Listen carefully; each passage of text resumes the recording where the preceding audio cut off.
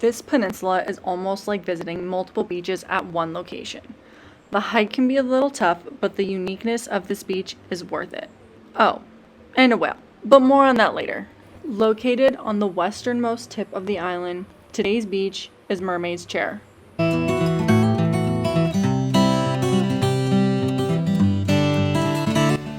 There is no beach parking, so you have to park up top on the side of the road and walk down. You check in at the front gate, the security guard will take your name, phone number, and picture, and then you're free to walk down. They also give you this map that shows you how to get to Mermaid's Chair and Sandy Bay Beach. The walk one way is 1.3 miles long. I tracked the walk uphill on Map My Run. Getting to the beach is all downhill, which isn't terrible, but the way back is all uphill and can be a bit tiring, so not the best beach for packing a lot of gear.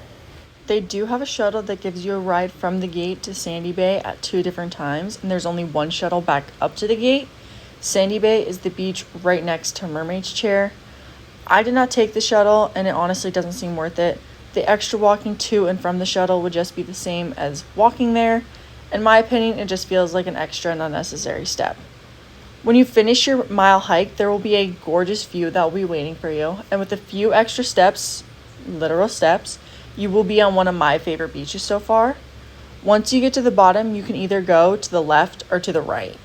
Going to the left is just for the scenic view. Getting over to the left side is rocky and steep. To get there, there's a little rocky hill, so watch your step, but it is truly a breathtaking view. Make sure to be careful and don't get too close to the edge, but like I said, the view is amazing. You can see the water is clear and such a beautiful blue. You can see a few of the smaller islands off in the distance, and you can see the rest of Mermaid's Chair. After you check out the left side, you can head back down and check out the rest of the beach. So I'm walking over to that sandbar over there, but to get there you do have to climb over more rocks. These rocks are loose and slippery, so be careful. Mermaid's Chair is one of the rockier beaches I've been to, but there are so many qualities that make it so unique. The way that Mermaid's Chair is arranged almost makes it seem like multiple beaches in one. You have the rougher beach on the right side. You can see all those waves that are crashing right there. And then you also have the calmer beach that's on the left side. And if you cut through the bushes and mangroves, there's some pretty cool rock pools. The first time I came here, I did not know about the path and was fighting for my life through the mangroves. So this video is a clip of that path. But here are the rock pools and tide pools. The first time I came, I did end up swimming in this small little inlet. It was super cool. I've only really swam in the open ocean, so the smaller inlet was a unique experience. I also found some cool things like this flounder. There were some fish, and there were a ton of, I think these are anemones. I'm not sure, but they were everywhere. A word of caution, the closer you get to exiting the inlet and entering the open ocean, the rougher it gets. Underwater, I did not feel comfortable going past these rocks for fear of getting sucked out. This is above the water, and you can see it's much wavier and rougher. It also depends on the tide. This is what the exit to the inlet looked like the second time I came. Clearly much rougher, not as safe to swim in. If you do choose to swim in the inlet, I would just stay as far away from the entrance to the ocean as possible. There are other rock pools behind that hill with the greenery. I recommend going to the left, but if you want more of a challenge, you can still get there going to the right. These rock pools are much smaller and give more tide pool vibes. There is at least one where you can submerge fully and float around, but not much actual swimming space. But like I said earlier, it looks like a totally different beach. If you go back to the main strip of beach at the entrance, there's what I like to call the swimmable side and non-swimmable side. The non-swimmable side is the wavier side, so from the entrance it's on the right, and this clip it's on the left. I call this side the non-swimmable side because I've yet to swim on this side. It's been super wavy every time. It seems like it's super shallow for a long way out, and there's also a ton of smaller rocks.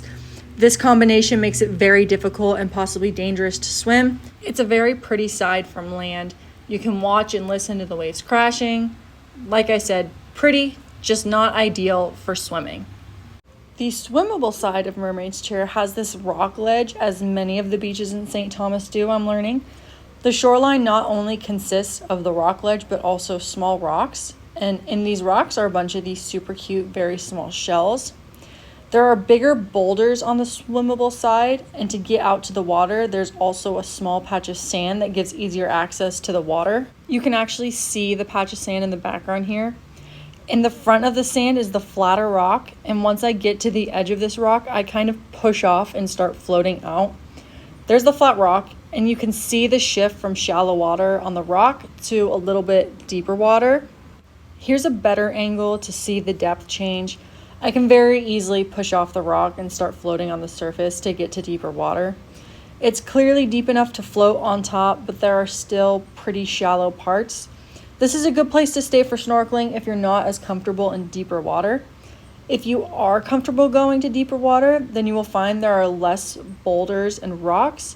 It gradually becomes flatter, and then you get these open plains of sand and giant rock structures. So here's the transition from rocks to open sand. I love the way open sand looks. I think it's so pretty, and the camera doesn't quite capture the true beauty of it, especially when you just see the open ocean in the distance. Once you get deep enough for the open sand, you'll also have these giant rock structures that look a little bit like underwater cliffs. The rock structures were so unique and they were amazing to swim next to. I really like the fact that you had these rock structures and the open plains of sand, so you get the beauty of both. There were also places where you could swim between these large rock structures. Just be careful if you choose to swim between them, that the waves don't slam you into one. Not only that, but the rock structures were full of life. They had coral, sea fans, algae, fish, sea urchins, just a lot of wildlife. So it really was a great snorkeling spot. So I'm pretty far out from the beach, but I'm still only in about 15 feet of water, maybe a little more. But here's another example of a rock structure next to the open sand, but schools of fish all over and different kinds of fish as well. So I'm going to pause right here and jump back in time for a minute. When my friend and I were getting ready to swim out, there was a lady on the beach who started asking us a couple questions about the area, and mid-conversation she yelled out that she saw a whale. My friend and I only saw the back of it. It looked like a humpback whale, and it was in pretty shallow water, maybe about 20 feet. So my friend and I swam out to see if we could go find it. We didn't end up seeing it again, which was a bit of a bummer because that's definitely something that's on my bucket list. But my camera did pick up it singing underwater in these next few clips.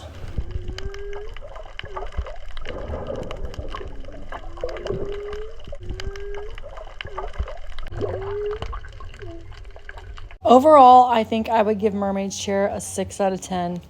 I honestly struggled with this rating because for me, it's probably been my favorite beach so far, but I do think that there are some fairly large cons that can be hard to overlook. Starting with the walk to get there. It's over a mile long and it's all hill, whether it's all downhill or uphill, which does make this beach a little less accessible to some people. It's a fairly rocky beach and can definitely be a more dangerous beach, especially depending on what the tide is like.